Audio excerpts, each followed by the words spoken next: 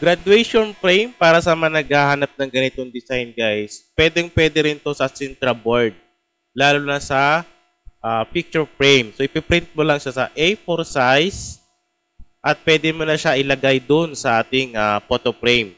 Kung sa Sintra board naman, magpiprint ka niyan sa iTick vinyl sticker tapos ilalagay mo yung iTick vinyl sticker doon sa Sintra board. So, lagyan mo na rin ng photo top para mas matibay at mas maganda tignan.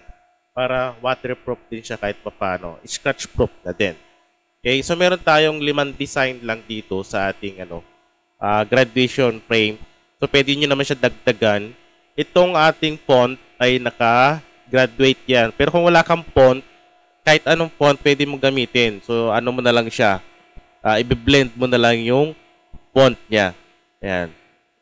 Ayan. So, dito, i-insert mo yung picture nung nag-graduate o nung client mo. Ayan, insert mo lang siya.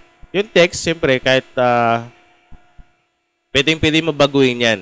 Ayan o. Siyempre, yung name na nag-graduate at yung school. Kung wala naman, ganyan simpleng design lang, tulad nito, yung background natin, guys, ay default sa parang dark blue at yung black na background. So, pwede mo naman siya palitan.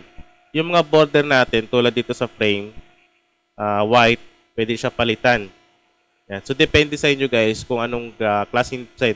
Sa 5 design na ito, pwede na ito magamit. Yan, para meron kayong reference. Ang size nito guys ay A4 size. Ay no, A4 size yan. Yan. So, A4 size. Ipiprint mo siya sa photo paper or sa iTick vinyl sticker. Yan. So, pwede mo siya palitan. Kung pre-account ka naman, papalitan mo yung mga pro elements dyan para ma-download mo ng walang watermark.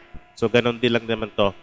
Pwede sa pre-account at sa pro account. Mas lalo na sa pro account kasi lahat naman dito ay pwede mo magamit pag pro account yung account mo sa Canva. Pag pre naman, palitan mo yung mga naka-pro elements para ma-download mo siya ng walang watermark.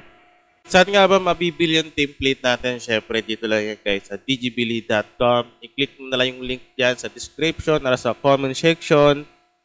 Marami ka dito mahanap na template. So, karamihan dito ay Canva template. Yan. Sa website natin guys, meron tayong promo. Naka-promo tayo ng 20%. Yan. So, kakopy lang natin yung promo code. Dito, ang promo code natin ay mag-activate lang siya pag 198 pataas yung amount. Okay? So, gagawin natin. Or pwede naman, kung isang Canva lang or isang template lang yung bibili mo, 99, pwede naman yan. Pero hindi natin magagamit yung promo code. Kailangan yung amount ay 198 pataas. So, gagawin natin, i-add to bag natin yung template na gusto natin bilhin. Okay? So, refresh lang natin. Ayan. So, lumabas dito yung graduation frame natin. So, add to bag lang natin yan. Ayan. Tapos, mag-add to bag pa tayo. Meron ako ditong template na bestseller. Kumbaga, mabenta dahil sa graduation. Itong graduation photo. Ayan. So, add to bag din natin yan. Bestseller yan, guys. At itong class photo frame. Ayan, o. So, add to bag din natin yan. So, check out natin. Yan. So, pakita ko lang yung bestseller natin. Dito, sa pag-checkout, mabilis lang. So, ang amount ng checkout natin or to cart natin ay 347. Okay?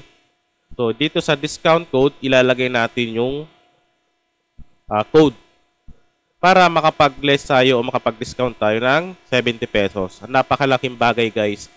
Yung babayaran mong 347, naka-discount ka ng 70 pesos, ang babayaran mo na lang ay 277. So, ang laki na discount mo.